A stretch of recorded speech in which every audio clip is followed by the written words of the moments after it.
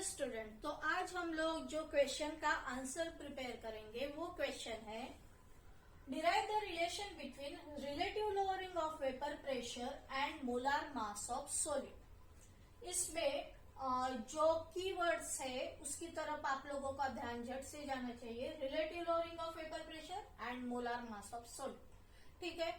Starting के क्या points लिखने हैं वो मैं बताऊंगी। 3 मार्क्स के लिए अगर ये क्वेश्चन आया तो इसके साथ एक स्मॉल न्यूमेरिकल भी रहेगा जो इसके बाद मैं आप लोगों को बताऊंगी।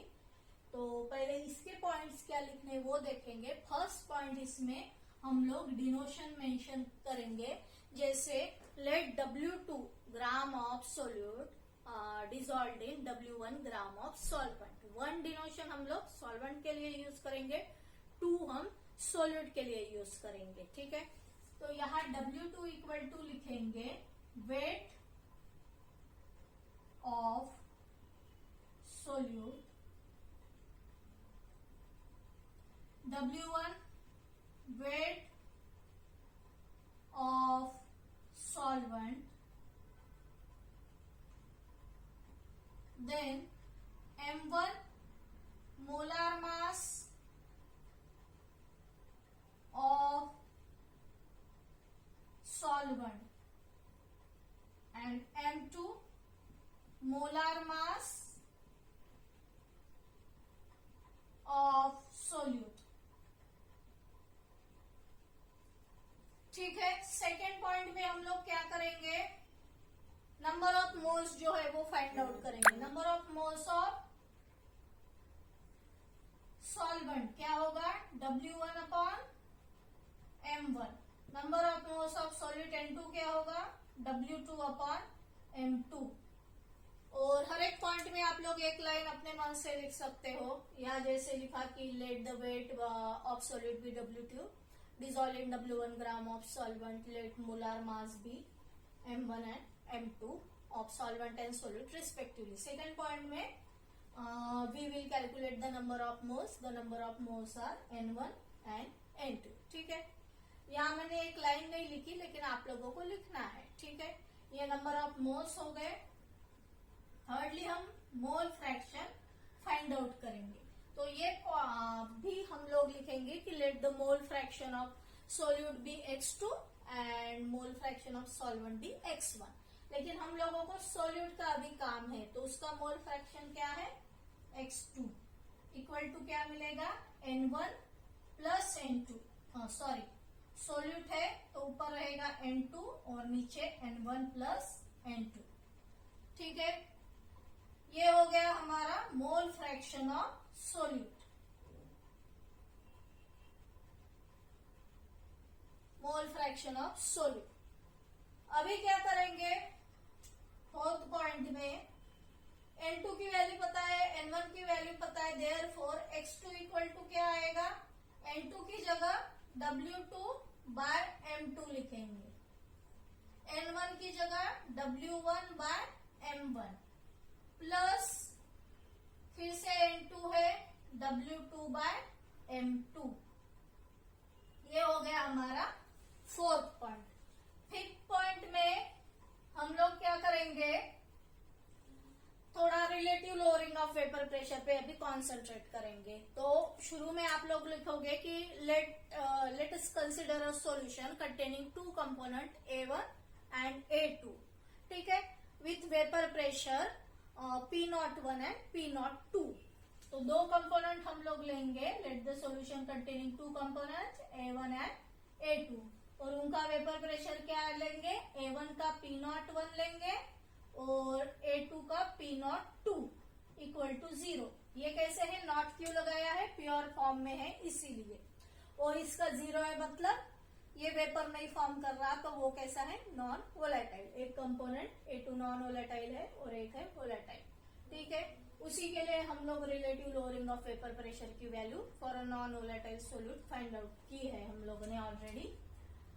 अभी क्या करेंगे, ये जो relative lowering of vapour pressure है ये पहले लिख लेंगे, relative lowering of vapour pressure. Already हम लोगों ने देखा है क्या होता है relative lowering lowering of vapor pressure is denoted by delta P upon P not 1. ठीक है, इसे ही relative lowering of vapour pressure बोलते हैं. Lowering of vapour pressure upon vapour pressure of pure component. That is equal to delta P की क्या value है? P naught 1 minus P. Pressure solution का वेपर प्रेशर पी. ठीक है, ये है प्योर सॉल्वेंट का. और पी नॉट 1 को एज इट इज लिखेंगे. इसकी भी वैल्यू हम लोगों ने फाइंड आउट की थी. पी नॉट 1 माइनस पी की भी वैल्यू फाइंड आउट की थी. क्या आ रही थी? पी नॉट 1 x2 और पी नॉट 1 को एज इट इज लिखेंगे. ये दोनों कट हो जाएंगे तो हमको क्या मिल रहा है? x2. मतलब relative lowering of vapour pressure की क्या वैल्यू मिल रही है? मोल फ्रैक्शन ऑफ द सॉल्यूट. ठीक है, तो ये ऑलरेडी हम लोगों के पास प्रायर इंफॉर्मेशन है, या ऑलरेडी हम लोगों को relative lowering of vapour pressure का फॉर्मूला पता है. अभी हमारा नेक्स्ट स्टेप क्या होगा? दोनों मोलार मास को और इसको इक्वेट करना है. दोनों भी जो मोल फ्रैक्शन है उनको इक्वेट करना है. यहाँ मोल फ्रैक्शन की वैल्यू क्या मिली हम लोगों को, और यहाँ मोल फ्रैक्शन की वैल्यू क्या मिली. तो ये जो टर्म है, ठीक है, फिर से ये नीचे लिख लेंगे. Delta P upon P not 1 equal to क्या मिलेगा? x2 है. x2 की वैल्यू क्या है? W2 upon M2 upon W1 upon M1 plus W2 upon M2. हो गया इस तरह से. अभी क्या करेंगे हम लोग? फिर से देखो, ये जो डेल्टा P है अपॉन P नॉट 1, ये क्या है? किसकी वैल्यू है? W2 अपॉन M2 को हम इन जनरल N2 लिखेंगे. ठीक है, ये क्या है? N1 है. प्लस फिर से N2. तो ये जो वैल्यू है, यहाँ हम लोग डाइल्यूट सॉल्यूशन यूज कर रहे हैं, तो जो सोल्यूट का नंबर ऑफ मोल्स रहता है वो बहुत ही कम रहता है एज कंपेयर टू सॉल्वेंट. ठीक है, तो N1 is much much greater than N2. तो इसे हम लोग निग्लेक्ट करेंगे और नीचे क्या लिखेंगे? N1. ठीक है, तो N2 upon N1 that is equal to W2 M2 upon W1 upon M1. ये टर्म को हम लोगों ने निग्लेक्ट किया है. ठीक है, तो लास्ट में हम लोगों को क्या मिला? Delta P upon P not 1. ठीक है, that is equal to relative lowering of vapour pressure equal to क्या मिला? ये W2 अपॉन M2. ठीक है, थोड़ा इसे W2 अपॉन M2 और नीचे क्या है? M1 ऊपर चला जाएगा तो M1 अपॉन W1. ठीक है, तो इस तरह से लास्ट में वही मिल रहा है, delta P upon P not 1. थोड़ा अच्छे से रीअरेंज करेंगे, वेट के नीचे वेट लिखेंगे तो क्या मिल रहा है? यहाँ M1 अपॉन M2. तो relative lowering of vapour pressure delta P upon P not 1 equal to क्या मिल रहा है हमको? W2 upon M1 W1 upon M2. ये वैल्यू हम लोगों को मिल रही है. एक बार आप लोग ये देख लो कि किस तरह से ये लास्ट का एक्सप्रेशन हम लोगों को मिल रहा है. ठीक है, तो यही हम लोगों को निकालना था. Relative lowering of vapour pressure की वैल्यू हम लोगों को फाइंड आउट करनी थी. तो एक बार ये वैल्यू हम लोगों को मिल गई तो हम लोग molar mass of solute find out कर सकते हैं. अभी W2 जो है वेट ऑफ सॉल्यूट अगर हम लोगों को पता है, वेट ऑफ सॉल्वेंट अगर हम लोगों को पता है, देन मास ऑफ सॉल्वेंट अगर हम लोगों को पता है. ठीक है, और तो M2 हम लोग फाइंड आउट कर सकते हैं. या ये जो है relative lowering of vapour pressure. ठीक है, वेपर प्रेशर की वैल्यू अगर हमें लोअरिंग ऑफ वेपर प्रेशर की वैल्यू पता है, ये प्योर सॉल्वेंट का अगर हमें वेपर प्रेशर पता है, तो एक कौन सी भी अननोन जो क्वांटिटी है वो हम लोग फाइंड आउट कर सकते हैं. तो ये आप लोग देख लो, फिर हम लोग न्यूमेरिकल्स करेंगे. तो देख लो, तो सॉल्व करेंगे. The vapor pressure of 2.2% solution of a non-volatile solute in water at 100 degree centigrade is 755 mmHg. Calculate molar mass of solute. ठीक है, तो बहुत ही सिंपल और 1 मार्क का ही न्यूमेरिकल है, जल्दी सॉल्व हो जाता है। तो टोटल ऐसे 3 मार्क का क्वेश्चन हम लोगों का प्रिपेयर हो जाएगा। तो इसमें जो गिवन है वो पहले लिख लेते हैं। गिवन में क्या है? वेपर प्रेशर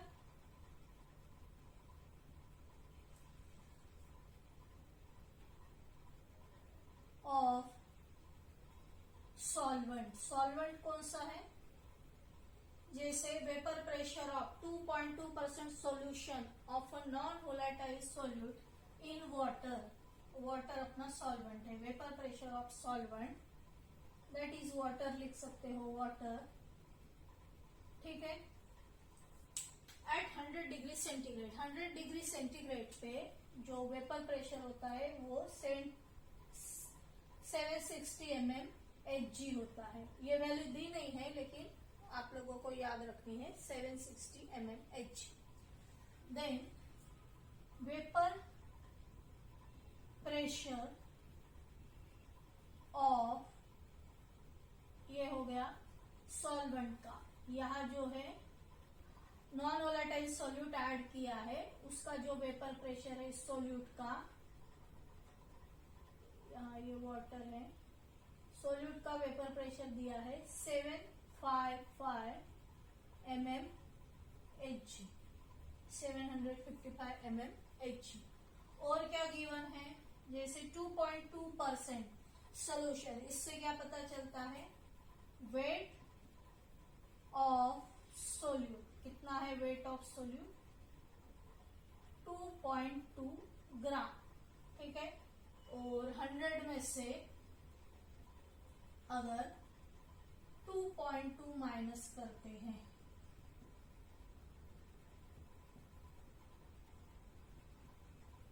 तो कितना आएगा? 97.8। तो हमारा वेट ऑफ सॉल्वेंट कितना होगा? Weight of solvent equal to 97.8 gram. ये हो गया। कैलकुलेट क्या करना है? Molar mass of solute. Calculate जो करना है वो है मोलार मास ऑफ सोल्यूट। ठीक है, इसे M2 करके डिनोट करेंगे जो कैलकुलेट करना है। वेपर प्रेशर ऑफ सॉल्वेंट, तो ये क्या रहेगा? P0। ठीक है, vapour pressure of solution, solution का जो वेपर प्रेशर है, ठीक है, यहाँ सॉल्यूट लिखा है, सॉल्यूशन का जो वेपर प्रेशर है, यहाँ लिखा है वेपर प्रेशर ऑफ सॉल्यूशन। ठीक है, तो सॉल्यूशन का जो वेपर प्रेशर है वो P से डिनोट किया। Molar mass of solute find out करना है। फॉर्मूला क्या है?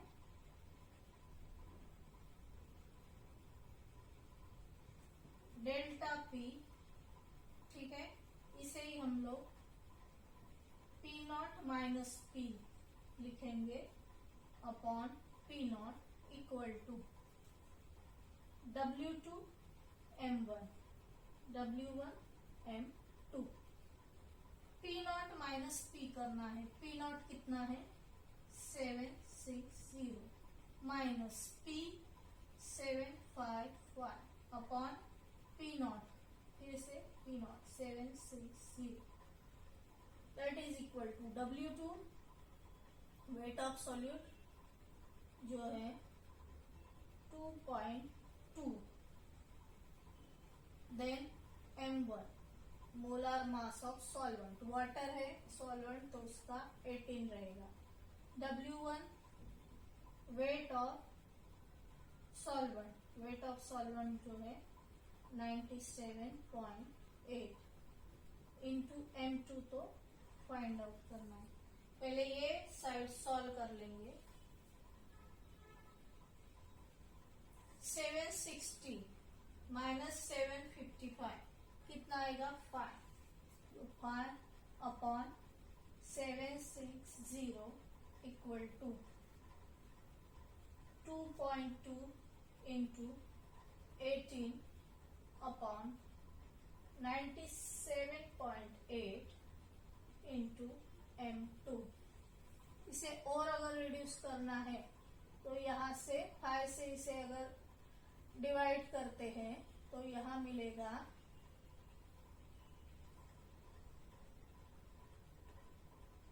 152. ठीक है, 152 इंटू 5